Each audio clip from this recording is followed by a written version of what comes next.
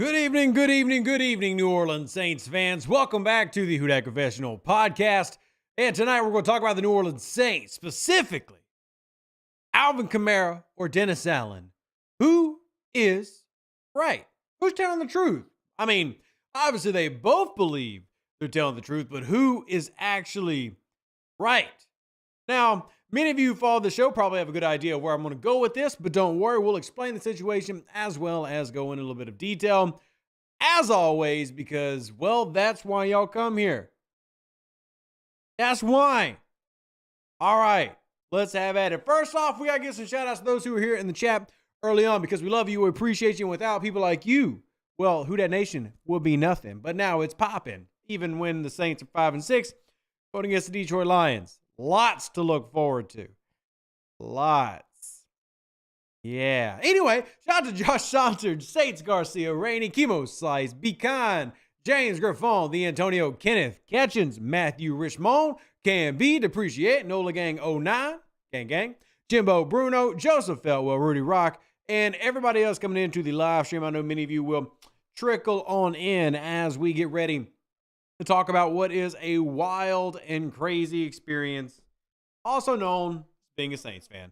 So, for those that missed it, there was an interview this week by both Dennis Allen and Alvin Kamara, which is normal. Nothing shocking at all about that.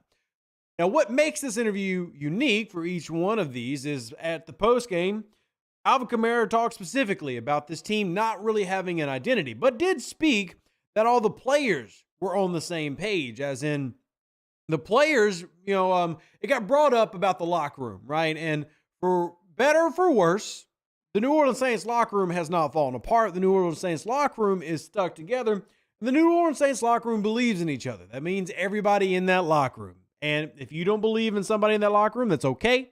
I'm not telling you to believe in somebody in that locker room. I'm just telling you that my light fell. 1 second. Apparently, my lights in the podcast room are much like the New Orleans Saints red zone offense. They don't work very well. Oh. That's back. What a wonderful show this is. Alvin Kamara, everybody is on the same page. Now, the question for you, happy first birthday, by the way, to Joseph Feltwell's daughter. Question is, do you believe that? And if not, why? But that then brought in another comment, this one by Dennis Allen this week. And Dennis Allen came through and said that, no, this team has an identity, and he feels like they're getting better. Now, I would normally at this point go, well, to his credit, but I really don't know how to go to his credit on this one. He went as far as to say that he's seen improvement from the red zone offense, for example. I would love to know what exactly he's seen, because the New Orleans Saints red zone offense is terrible. In fact, it's one of the worst in the league. The only thing worse than the Saints red zone offense is the Saints sack number right now. Oh, damn. Too bad they didn't even make an attempt on the waiver wire for Derek Barnett. They let the Houston Texans, who have a winning record, by the way, claim Derek Barnett. New Orleans didn't even make an attempt. And then Jason Pierre-Paul was quickly snatched up for the New Orleans Saints practice squad by the Miami Dolphins. So, no help on the pass rush side of things, and the New Orleans Saints red zone offense continues to struggle. In fact, here's a fun stat for everybody in the chat. Do you know that the New Orleans Saints only punted one time against the Atlanta Falcons?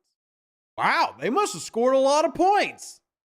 You would be wrong. They did not score a lot of points. They, in fact, lost that football game, even though they only punted once. So, back to Dennis Allen saying, yeah, we have an identity, yet you have Alvin Kamara on the opposite side saying we have to find an identity as a team and as an offense.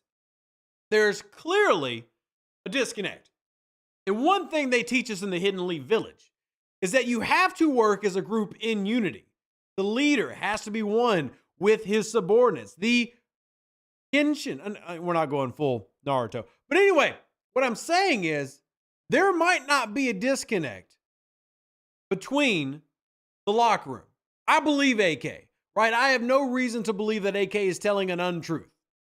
I have absolutely no reason to believe that. So when AK tells me that this team locker room is together, and when this team tells me that the locker room has not been lost, and when this team tells me that the locker room is fine, I'm going to believe him.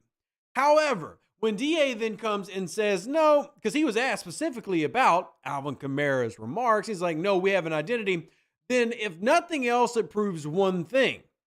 There's clearly a disconnect between the coaching staff and the players. So I don't believe Alvin Kamara is lying. I do believe, including Derek Carr, the offense in the locker room is together. But there is clearly not that same level with the leadership of the New Orleans Saints coaching staff with the players. And I think that is something that we've known all along. But the only difference is now that the New Orleans Saints are basically consistently losing, it's starting to come out in interviews and starting to come out and be obvious to all of us. Now, I am very happy that the locker room has not suffered. It actually speaks incredibly high to the, just who they are. Oh, hell, the intestinal fortitude of these men in the New Orleans Saints locker room. It speaks very well of them, but it doesn't speak very well of the leadership. And coming into this week, the Carolina Panthers have fired Frank Reich at head coach before a year is even out. The Steelers, who have a winning record, fired Matt Canada in his third year as the offensive coordinator because he simply wasn't getting things done. Yet the New Orleans Saints don't seem to be making any moves in any direction. I'm sorry, no offense, Jason Pierre-Paul. I don't really call signing you to our practice squad as a move. Not even attempting to go after Derek Barnett on the waiver wire. Not even trying to change who could possibly be the play caller. The oddest thing is, if you can manage to stomach the post-game press conferences from Dennis Allen, number one, you're going to learn a phrase, and I really have been tempted to make it into a t-shirt, but we got to be better, right? We got to be better. And if you've watched DA's press conference, there's two things that's going to happen. Number one, he's going to get asked a question, and following that question, what's he going to do? He's going to shrug. Well, we got to get better. Yeah, well, no, Sherlock, you got to be better. Just like Alvin Kamara said, how to be better. Alvin Kamara actually talked about it in his post-game press conference. What is getting better? What exactly do we need to do as a team to be better?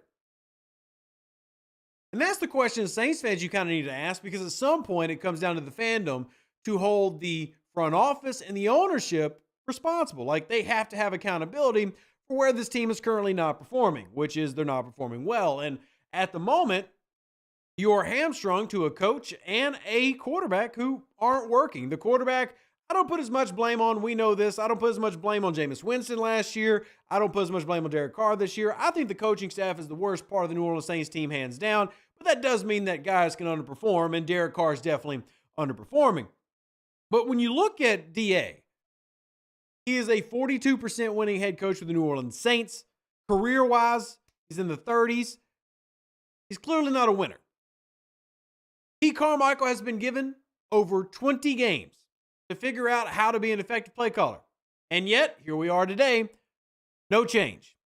Things are still the same. We're not using play action. We're not using any type of motion, really, on any of our plays. And the offense, to Derek Carr's credit, here we go with my phrase. What's up, team? I'm great to see you. Derek Carr is right. The New Orleans Saints do move the ball between the 20s. But as soon as they hit the red zone, they suck.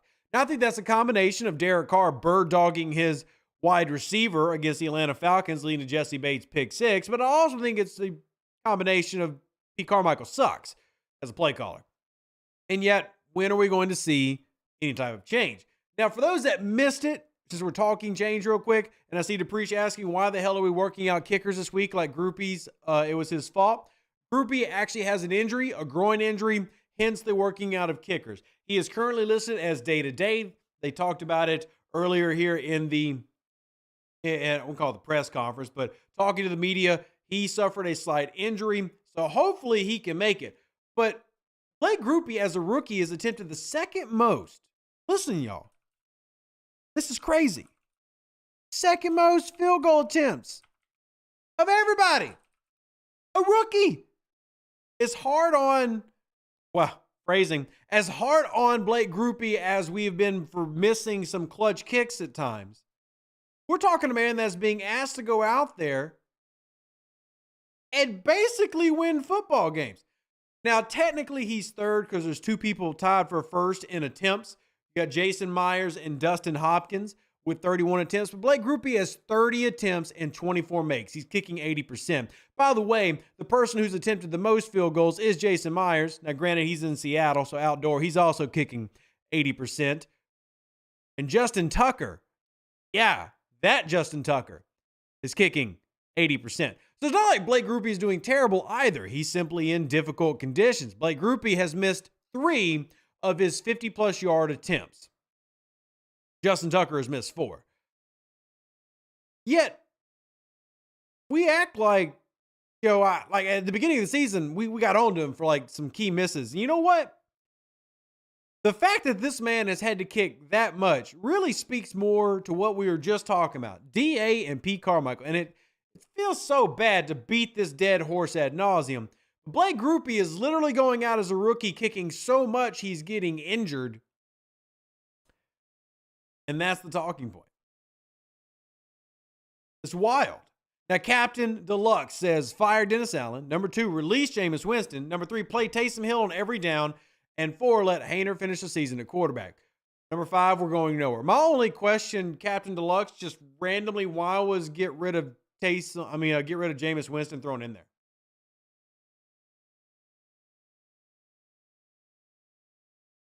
But why was that? Godfather, my only thing is, how are you patting yourself on the back when all I said was give DA a chance? We have officially given DA a chance. Clearly didn't work out. So I guess I can pat myself on the back too because we gave him a chance. Thank you for supporting the channel. But yeah, Captain Deluxe, why are we randomly just kind of like throwing Jameis Winston under the bus for no reason? What did he do? What did he do?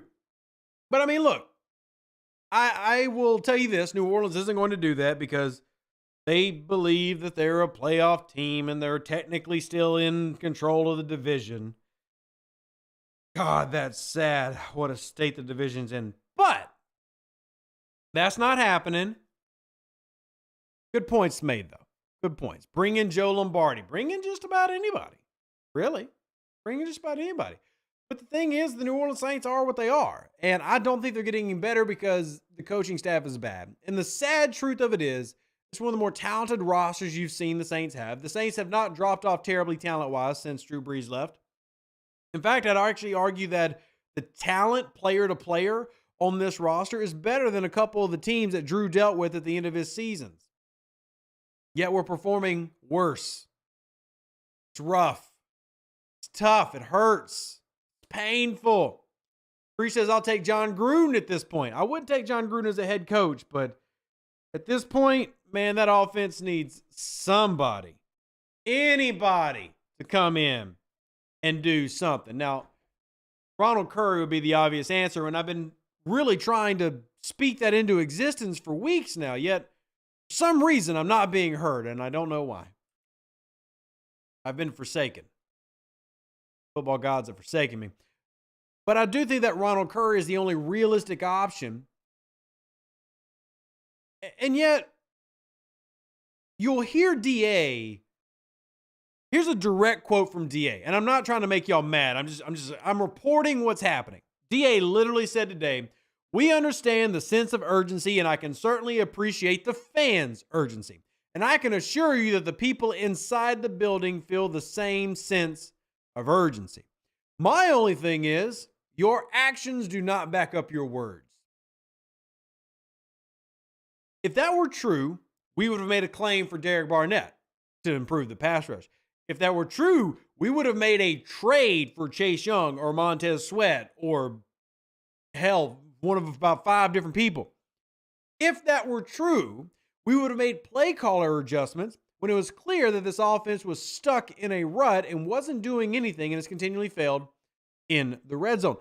So he can say that they are in the same boat in terms of a sense of urgency, and yet the truth is, New Orleans Saints aren't really doing much. And let's get a little nitty gritty. I hate to do it to you, but you know what? Y'all deserve to know the truth. Here's what the New Orleans Saints are currently doing this year. This is rough. Y'all don't want to hear it, but I'm going to tell. Actually, you probably kind of want to hear it, but I'm going to tell you anyway how the New Orleans Saints are doing. The New Orleans Saints have thrown 6 interceptions So 6 of their 8 have come when they weren't even being blitzed. All right, that's a combination of bad quarterback play and bad play design. All right, you want another one? Well, too damn bad. I'm going to give you some more anyway. I'm going to give you some more anyway. I don't care. I'm going to tell it whether you want it or not. You better be ready for it. Inside the 10-yard line, the New Orleans Saints are completing 26.1% of their passes. That is a 2, a 6, and a 1 percentage of their passes. That's it. That's all. 46.1. If you're curious how that compares to, say, previous years, which obviously understandable. Stats by themselves tell you nothing unless you actually have something to compare it to. So, of course, like any good podcast, I'm going to give you something to compare it to. And where am I going to go? I'm going to go back to 2020. Drew Brees last year. Now, this isn't to necessarily directly compare Drew Brees to Derek Carr, because obviously there's no comparison between those two. But 21.6% completion inside the 10-yard line. Drew's last year. Now, for those that missed it, Drew Brees has come out and recently said that he literally cannot throw footballs anymore. He cannot throw a football and he cannot use his shoulder above shoulder level. So he is, if you were watching, he is locked right here. This is as high as his arm functionally works. When he plays and throws catch with the kids, he's basically sidearming it. So his last season in the NFL, his arm and shoulder basically are shot gone. New Orleans Saints inside the 10-yard line completed 64.5% of their passes. It is quite literally 3 times as accurate as what the New Orleans Saints are right now inside the 10. That is one of the most drastic ridiculousness things I've ever seen in my life. That is like some 1940s football bull type number. It doesn't even make sense. How do you even do that? That's how bad this team has been. Now, can they be better? Yeah, of course. Can't get much worse. But 26.1, not 21.6. I did flip the numbers right there. But that ain't exactly better. 26.1. Now, funny enough, they've actually not thrown an interception inside the 10, but they've thrown 3 of them inside the red zone. Wild. It's wild. ProtectSafes.com says DA adjustments are overrated. He might as well mean any adjustment. Now, I will disagree with that to an extent. I believe DA adjusting as a defensive coordinator is one of the better guys in the league. I do. I truly do believe that. I believe DA is a very good defensive coach, but I don't believe he's a good head coach.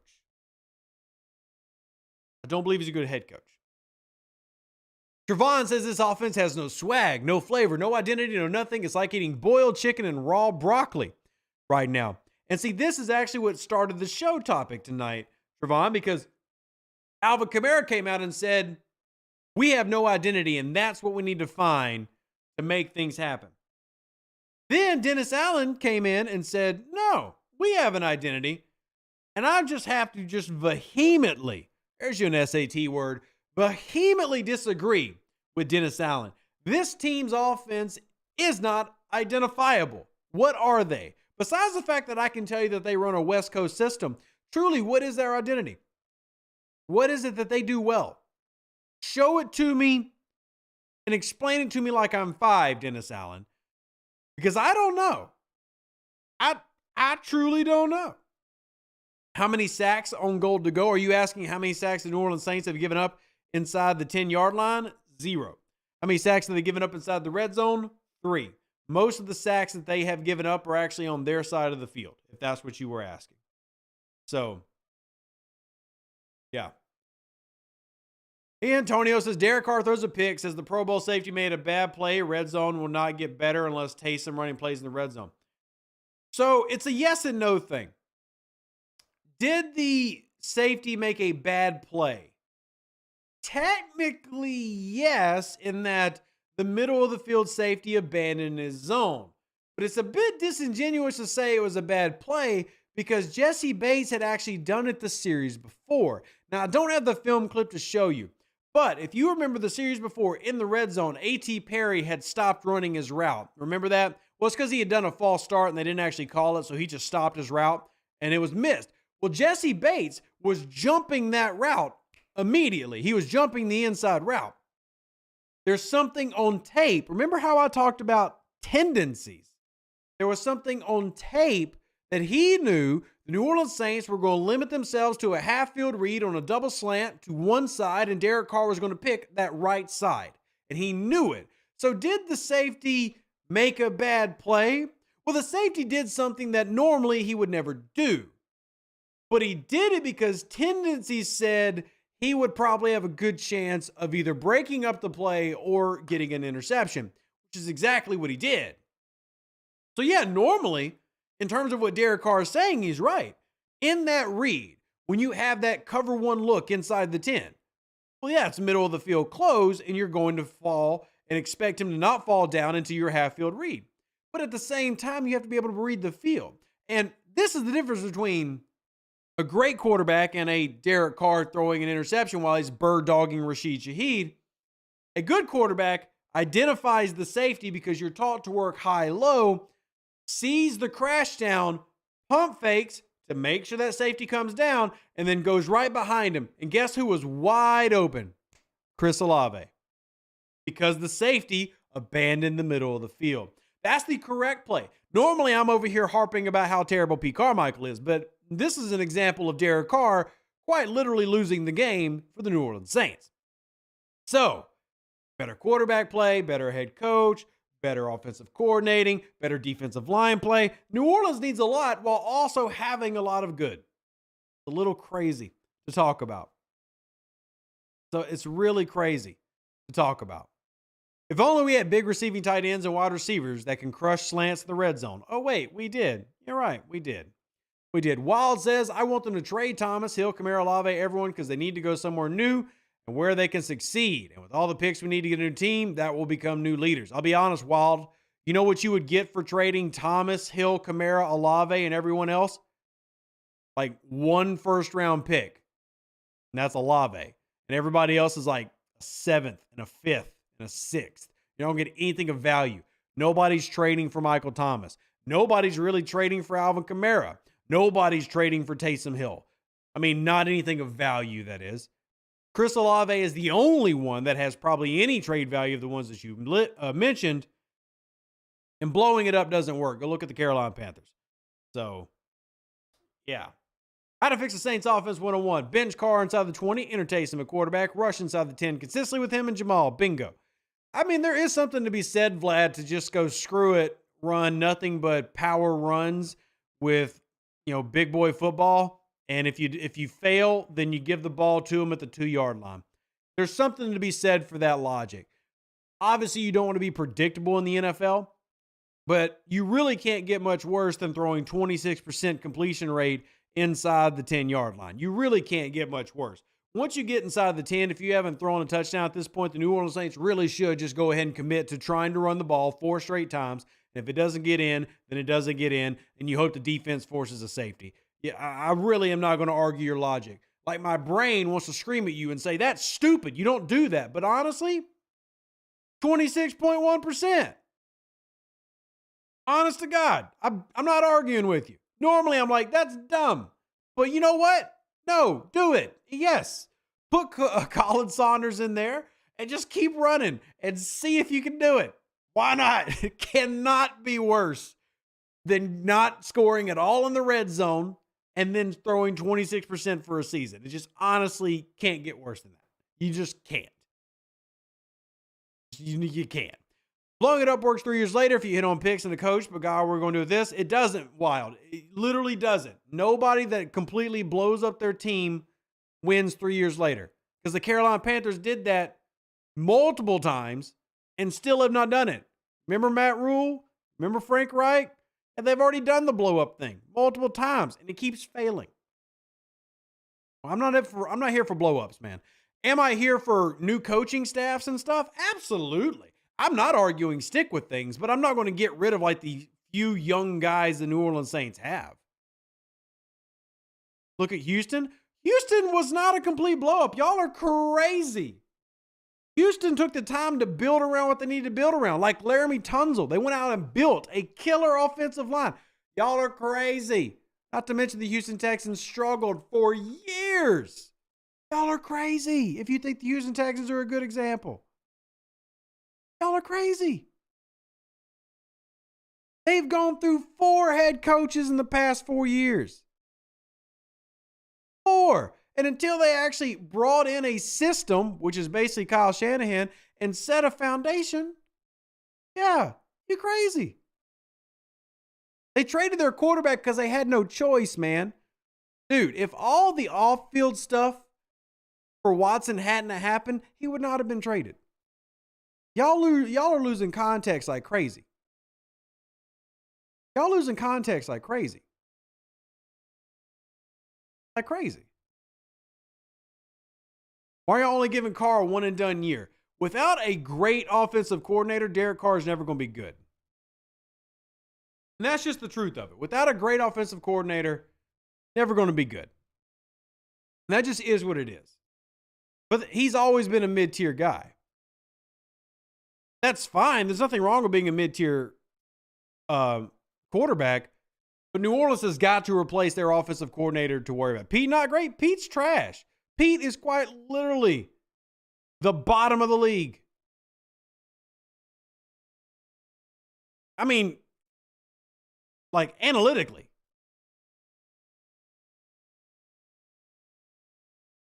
Oh, Darkside, I agree completely that the New Orleans Saints need better coaching staff. Absolutely. But, you're still not ever going to turn Derek Carr into a top 5 quarterback. He's still a mid-tier guy. Now, the thing with mid-tier players is you can elevate mid-tier players into good players with great coaching. But you're also never going to have Derek Carr lead you on his back by himself to a Super Bowl. He's not a Tom Brady, Peyton Manning, Drew Brees, et cetera type guy. That's just not who he is. So, yeah. They said that about Russ. Well, Russ is still a mid-tier guy, though. Like, Russell Wilson is not an amazing player now. There was a time where Russell Wilson was a legit MVP candidate. Russell Wilson was probably always better than Derek Carr. Russell Wilson's still not playing incredible. He's just playing significantly better. And that's thanks to Sean Payton. But Sean Payton don't grow on trees. Darkside says, look at stats. First of all, Darkside, let me teach you something real quick. You do not evaluate players with stats. That is literally lesson 1 of player evaluation scouting. Stats are not how you evaluate. We do not box score scout. Context is lost completely when all you do is rely on stats. Tape, Russell Wilson is nowhere near the top 5 quarterbacks in the league. And no franchise is going to put Russ in the top 5. Is he doing much better thanks to a better quarterback situation or coaching situation? Absolutely. Lowest interception percentage in the league right now. Highest TD percentage in the league right now. His completion percentage is up 8 points. That is all thanks to Sean Payton. But nobody is, trading Russell Wilson for Patrick Mahomes or vice versa. It's great that he's been elevated, but he's not that. Not it, right? He is a high-end mid-tier guy, but he's not an elite quarterback right now. And that's fine. That's completely okay. The key is, though, the Saints have to get great coaching to take a mid-tier guy into that realm. And to your point, we've talked about it on the show, great coaching did elevate Russell Wilson, and he is doing significantly better. His completion percentage is 8% higher than it was last year. His TD percentage is double what it is last year. His interception percentage is half what it was last year. But that doesn't make him elite. That just means the coaching was great. And yes, the New Orleans Saints definitely need coaching. Can we call Sean Payton to see if he's willing to trade for Carmichael? Absolutely. Who are we trading for, though? Who are we getting in return? Jerry Jeudy? I don't know. Whatever you can get, I guess. They got a pass rush you can go and grab. Whatever you got to do. Whatever you got to do. And again, Darkside, this is exactly why I always say you never box score scout. Because that doesn't tell you anything about a player. Box score can be... Kurt Warner said it best. Stats should support the narrative, never build the narrative. And film does not say that Russell Wilson is a top 5 quarterback. But he is definitely playing significantly better than he did last year because he has a coach basically holding his hand and telling him what to do. And that's completely okay. That is 1000% all right. There's nothing wrong with that. Hell, there are multiple quarterbacks in this league who require that. Jared Goff. And Jared Goff having a great damn year. Jared Goff's also not a top 5 quarterback. But with great play calling and somebody in his ear to make sure he's doing the right things, he can do it. And that's what you hope for, right? That's what you hope for. Russ is a better managed version of last year's Russ. I mean, I would also argue he's playing better. He's in better shape than he was last year, Russell Wilson, that is. I think that plays a little bit of a role into it. I feel like the team feels a little bit more belief in themselves, and winning will do that. I think Sean Payton has helped bring a culture change to them. But, yeah, I mean, is Russell Wilson top 5? No. I mean, no NFL GMs taking Russ over Mahomes or Tua or Hurts. You know, nobody's taking Wilson over them. But at the same time, you give credit to great coaching, and you can see what good coaching can do for a quarterback. And that's what New Orleans needs more than anything, is they need good coaching. They need good coaching. So, Beehive says the problem with Carr's contract is we already had Winston and Dalton, and we paid for him to not be better than we had. You're not lying, Beehive. I would say most of that's probably blamed on the offensive coordinator, which, by the way, extends into last year. we got to talk about Russell Wilson. Jameis Winston could have also been a better quarterback had he had a better play caller. So, would you say that Carr played better than Russ last year? If so, then this year the issue with Carr is coaching and play calling. The issue with Derek Carr is always that Derek Carr is mid-tier. At the same time, like I said 10 minutes ago, you can elevate Derek Carr with great coaching. Derek Carr will never be a top 5 quarterback because Derek Carr does not have the traits of a top 5 quarterback. And player evaluation is a trait-based evaluation process.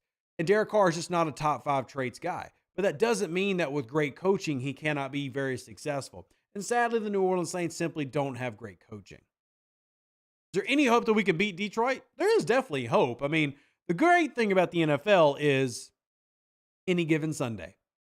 Truly, the Lions could somehow have gone into a spiral and lose. That can be true. Is it likely? Probably not.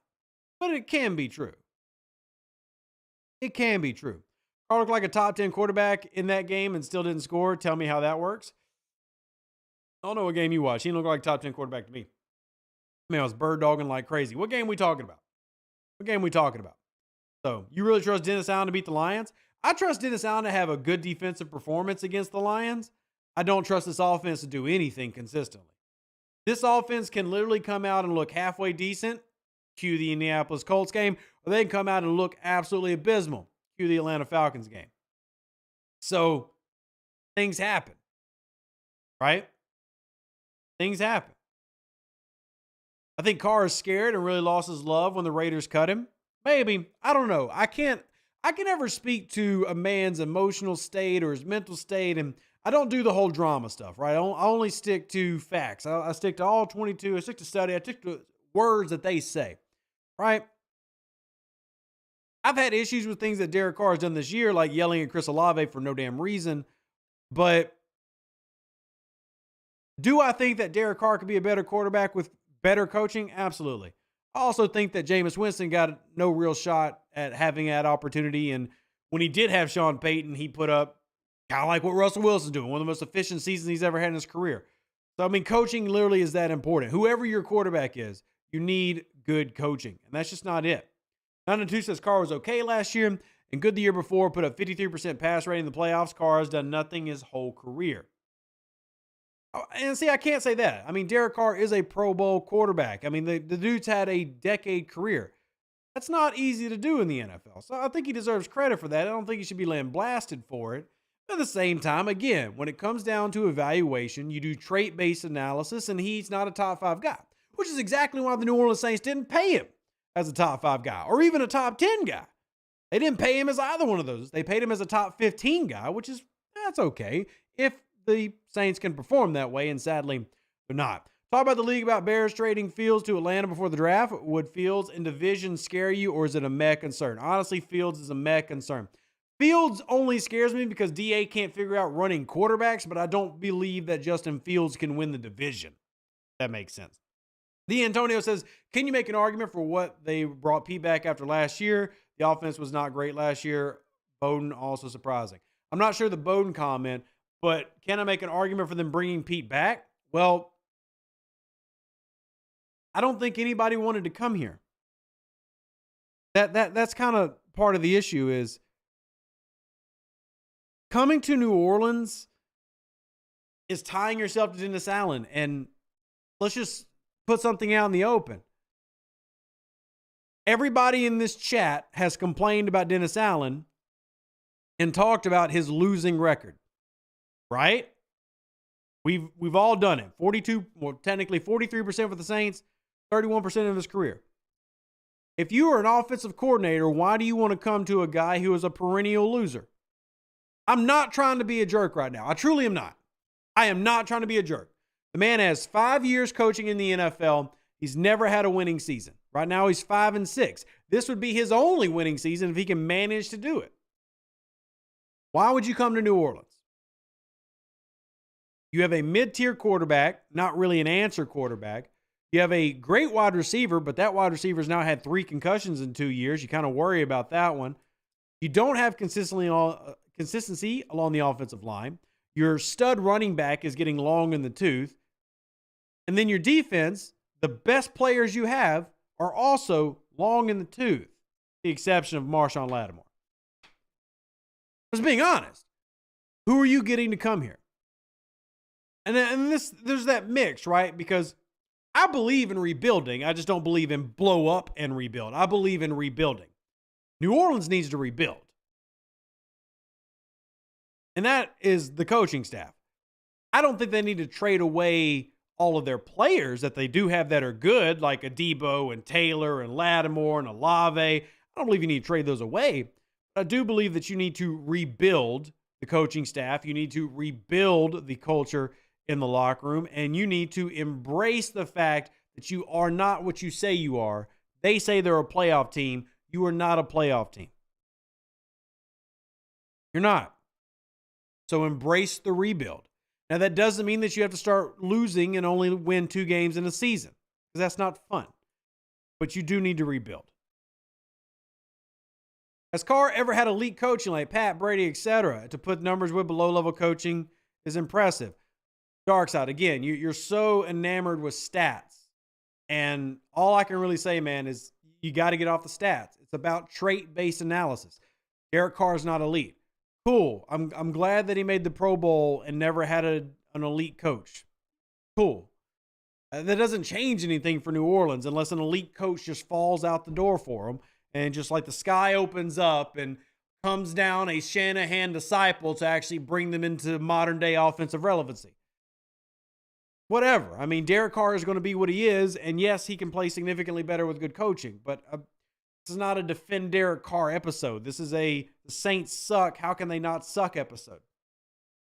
Amy says, I agree. The Saints interviewed Bellamy for 8 hours for the head coaching position, knowing they're going to hire GA to offer Eric I think you mean Bieniemy, to offer Bieniemy the OC position. Why would he give up KC to come to New Orleans to coach Winston? I mean, to that point, Hemi, he literally did decide to go be an OC for Washington for Sam Howell. So I feel like he told New Orleans no and then went and did the same damn thing with Washington. I get what you're saying, and I think he was holding out hope to be the HC, but clearly nobody's going to give that man the HC job. It's just not happening. Right? It's not happening. So he left. Now he's the OC in Washington. And that's his thing. But he's not going to be the head coach. No team apparently wants to give the man a head coach.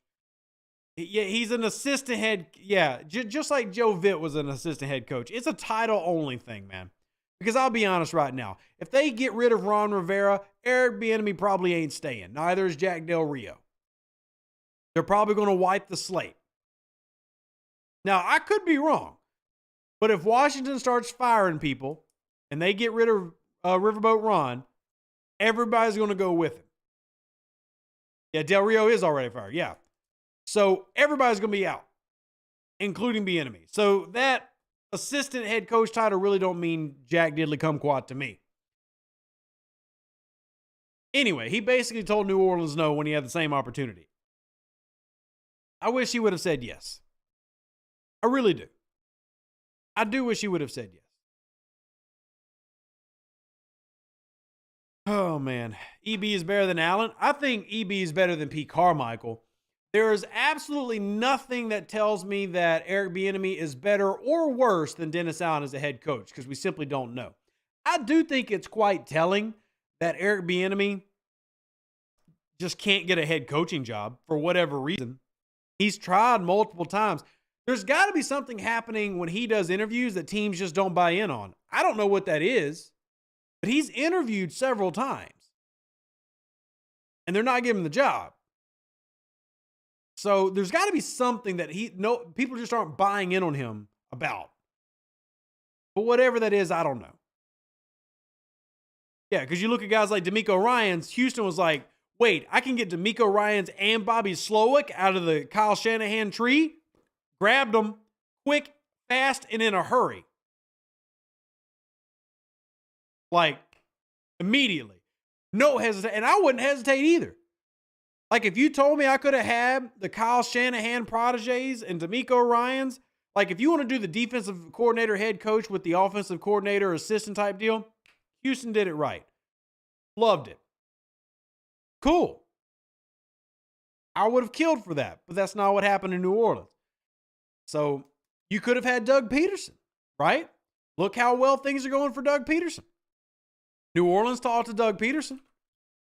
Well, now Doug Peterson, I'm not saying he's going to win a Super Bowl down in Jacksonville, but in his second year with Jacksonville, he had a winning year this year. And if they win one more game, they're guaranteed another winning season. Winning season last year, they win one more game, guaranteed winning season this year, because they're 8-3 right now. But we stuck with Dennis Allen. GM needs to go because of this. I do think that Mickey Loomis deserves to be held accountable. I don't have issues with everything Mickey Loomis has done. I'll just be honest with you. I am not trying to burn the entire house down. The contracts that he has done, there are some good contracts. That's just my opinion. I do believe there have been some really good contracts for this team in the past couple years. I like the Derek Carr contract. I've said that. I like the Derek Carr contract. I like the Carl Granderson contract. I just don't like the product that's on the field. I like the Saints drafts. I just don't like the products on the field. Now, the Saints drafts, I still have a problem with Dennis Allen continually drafting the same guy over and over. This is this damn Spider-Man meme. Marcus Davenport literally is Peyton Turner, literally is Isaiah Foskey. That's annoying, but that's a defensive guy picking a guy. But I really don't have a ton of complaints about Mickey Loomis beyond can you not see that it's not working? Now, if Mickey Loomis does absolutely nothing this offseason to help fix this, he needs to go. Now, if he gets to the offseason and says, look, it didn't work, Pete's out, and we start bringing in something, I'm not going to have a big issue with him. Now, I definitely argue DA should be out too. But at minimum, Pete Carmichael should be out. That is bare minimum. But I think a big problem is I don't know how many people actually are willing to come to New Orleans because of Dennis Allen. The dude just doesn't win. And I think that the whole coaching staff, for the most part, needs to get wiped and start over. I don't know if anybody wants to work with DA. And I'm not trying to sound like a hater here. But truthfully, we're talking about a guy that has won 31% of his games. You know the percentage for Doug Peterson? 55% of his games victorious. Doug Peterson has had 2 losing seasons his entire career. And I really don't feel like they should have fired him in 2020 in Philly, but they did. And you know what? He took that on the chin, and he came back to work. Kudos to him. Man took it. I still don't feel like they did that man right. But anyway, Isaiah Foskey and Davenport, they are literally the exact same height, weight, speed, build profile. They are Jay Carroll. It's Spider-Man meme, man. They're identical. All three of them are the exact same evaluation. They are prototype, strong side slash weekend in man on the line of scrimmage defensive ends in the 6'3" to 6'7" or 6'4" to 6'7" range, right around 270 to 275 pounds. They both play the same style. They had the same critiques coming in terms of needing developmental pass rush help, not coming in with pass rush plans, play strength being an issue. They literally are carbon copies. Now, you can argue that like Peyton Turner was a little bit further ahead because he had better hand usage. You can argue that Isaiah Foskey was behind because he has weaker play strength. But as a prototype, it is a clear prototype of Dennis Allen's system and that they are all identical. And that annoys the fire out of me because he won't stop going for the same daggum thing that ain't working. And it's funny because Carl Granderson ended up being the answer. Shout out Carl Granderson. And he doesn't even fit the mold that DA kept trying to freaking draft. Yeah, it's crazy. He technically has some, I guess he's on the borderline of it because he's a little light in the britches. Like Granderson, when he came to New Orleans, was around 250. I think he's playing at around 260 right now. But you look at Foskey, he's 6'5", like 265, 270. Davenport was, 6'7"? Let me look up Davenport. It's the same stuff, 6'6", 265, literally right there. And then look up Peyton Turner. What you going to find? 6'6", 270. Again, you've definitely got a prototype that DA really wants to play that position. And then he'll reach for it knowing a guy needs development. That really bugs me. So, yeah. Wow. Wherever see that much of Foskey, you'll change your tune. Why would I change my tune, Jay? What am I saying negative about Foskey that you think I'm wrong about? Because Foskey struggles with play strength. We knew that coming in. He was going to have to develop that. That was a known thing coming in. That's exactly what he's shown in the league. That doesn't mean that he doesn't have potential. What derailed Peyton Turner and Marcus Davenport wasn't their potential. It was injury. That's what derailed them. Foskey can be successful, but that doesn't change what he is. He's a developmental prospect that was arguably drafted too high, though I'll gladly take second round over first round drafting a developmental prospect. And he's going to need to develop. That he's not a copy of but he is. Like Jay Carroll, there's no way to debate that. He literally is a copy of Davenport and Turner playstyle-wise. That doesn't mean that he can't be more successful, but he's quite literally the same player. He can be more successful, though, but he's the same player, right? Davenport and Peyton Turner failed because of injuries. We're talking about prototypes as a player. We're not saying that Isaiah Foskey sucks. We're saying that when you scout them, they're the same profile that this team is looking for to play defensive end.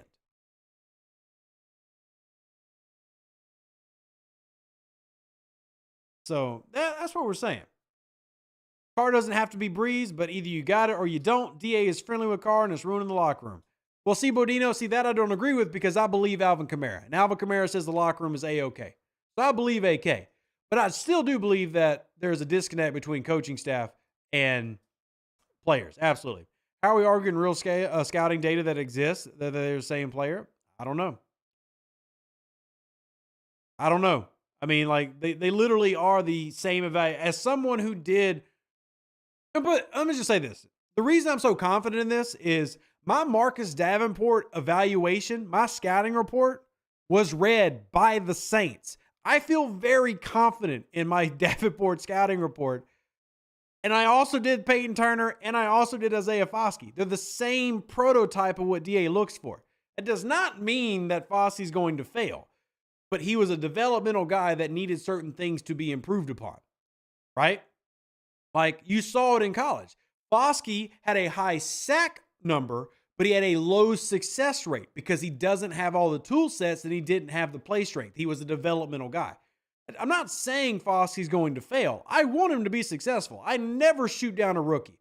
Anybody that follows this podcast knows, any long timer can go ahead and type it in while I'm about to say 3 years minimum before you can render any opinion about a rookie player. Doesn't matter what position they play. You need 3 years minimum to see what they are in the NFL.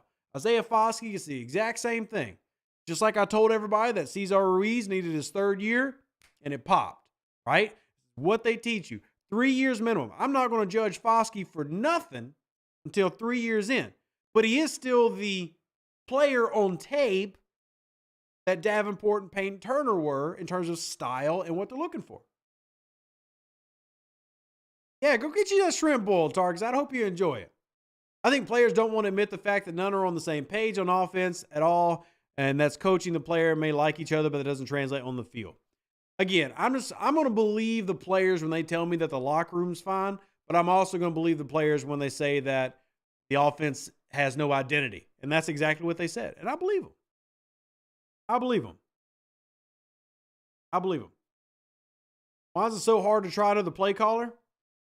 Beats me, man. If I had the answer, I wouldn't be doing a podcast with y'all. I'd probably be coaching the league. If I was that smart, I'd be in the NFL. Yeah. Foskey is so far down the totem pole of problems, I'm not sure why we're even talking about it.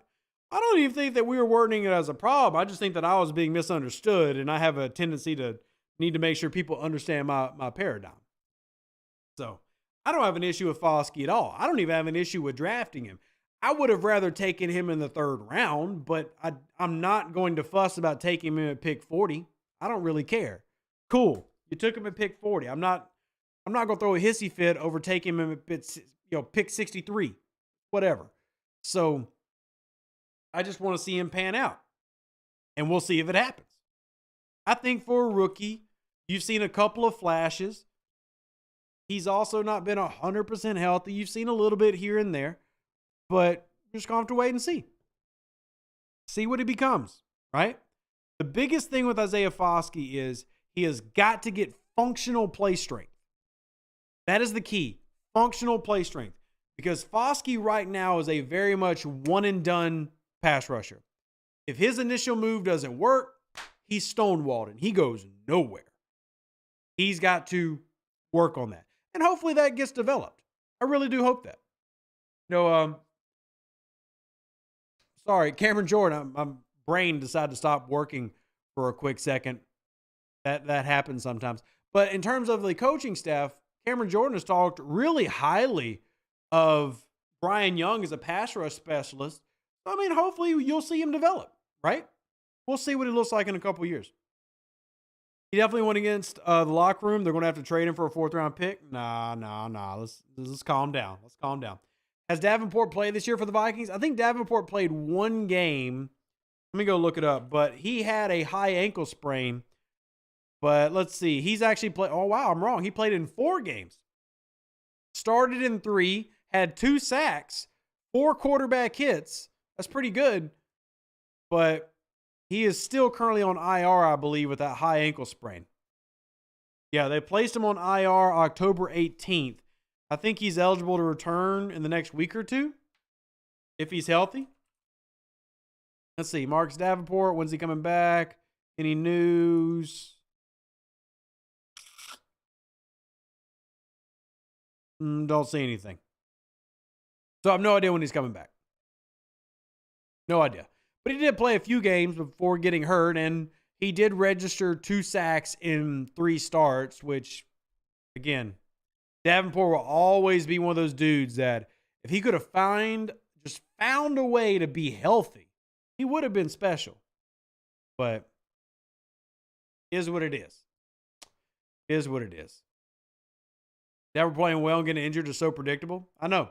I mean, look, I've said it before. 2021 Marcus Davenport, I know it was only like 9 games, but no, it was 11 games.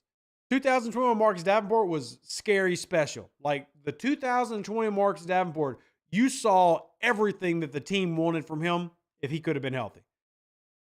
2020, if you would have ever gotten a 16 or 17 game season of 2021 Marcus Davenport, Pro Bowler, probably an All-Pro. He can't do it. He can't do it. It sucks. He can't do it. So, is what it is, right? Is what it is. No matter the position, the Saints need to focus on speed over size when drafting defense for the next few years. They need to focus on safeties and defensive line. That's what they need to focus on, safeties and defensive line. They still have not found their answer opposite Cameron Jordan, and Cameron Jordan needs replacing at this point. He needs to be a rotational guy. And as much as I love Honey Badger, even though he has gotten and he tried his damnedest to be the reason that we beat the Falcons, he don't have much longer either on a football field. So, yeah. Well, anyway, guys, we got to wrap it because we're at about an hour. We've had an amazing conversation tonight, and I hope y'all have enjoyed the show. I love and respect all of your opinions. I've loved and enjoyed the conversation. We'll be back here Thursday night. If y'all better get your butts here because we're going to preview this Detroit game, and we're going to try to find a way that they can win. We're going to try. I'm going to try. Who dat? God bless. Love all of you. Deuces. That's me. We out.